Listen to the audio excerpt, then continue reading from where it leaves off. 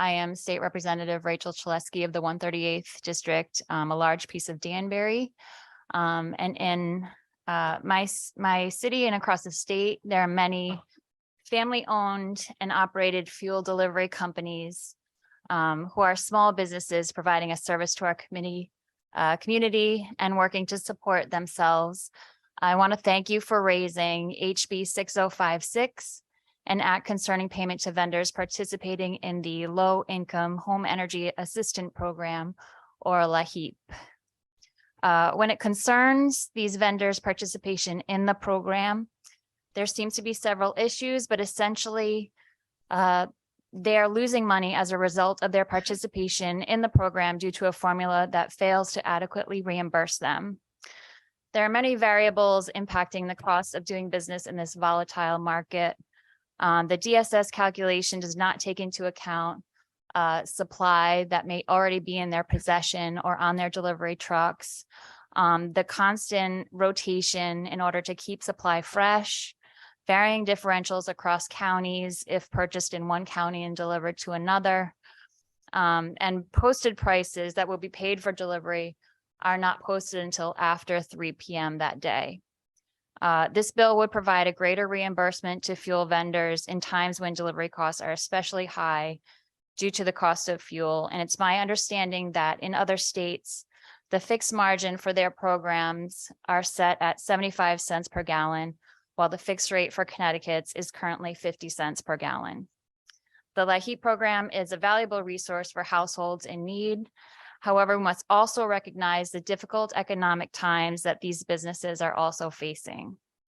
Again, they are small businesses owned by families, deeply rooted in our communities, humbly living in our neighborhoods, and employing other residents. Ultimately, these businesses will not turn away current clientele that fall into the program just out of a moral obligation. But there's no incentive to add new clients from within the program. So I urge this committee to vote in support of this bill, helping our small heating fuel companies and the many LIHEAP participants who depend on them. Thank you very much. Thank you for your testimony. One of the suggestions in that bill would to reduce the period of time in which they're compensated from 30 days to 5 days. Is 5 days really practical for turning around those payments? That I'm not sure. I know that the president of SEMA also provided testimony in which he describes, how other states handle that. And I have it right here.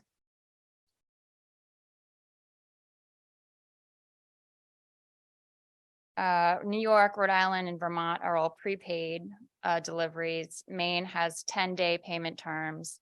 Mass and New Jersey also have 30-day terms.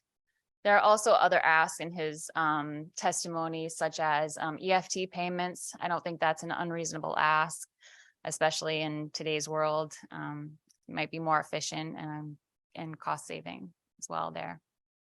Thank you. We do appreciate the fact that a lot of these mom and pop oil companies struggle when their compensation does not keep up with their outlays, and we feel for the dislocations that creates for a lot of companies. We've talked about this for a number of years. Any other questions or comments? Yes, Representative Buckby. Thank you, Mr. Chair, and thank you for your testimony. We covered this. I also sit on the Human Services Committee, and this is a topic that's come up there as well, as they're finding fewer and fewer delivery people that want to participate in the program simply because it's costing them money to participate in the program. So it makes it more and more difficult for especially the smaller companies, as you mentioned, to step in and do so. So I think it's an important piece that you put forward that we can try to address from both sides. I don't believe the Human Services Committee is maintaining this piece of this legislation. I could be wrong. I think they felt it fell more under our bailiwick than theirs. So something for us to definitely take a deeper look at. I'm curious to see how many others put forth legislation on this, but I did hear from local people in my community as well.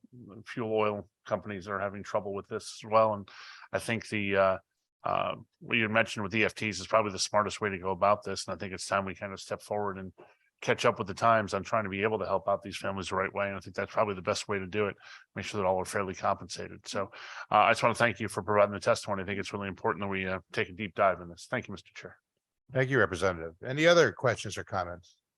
If not, Representative, thank you very much for your testimony today. We appreciate it. Thank you.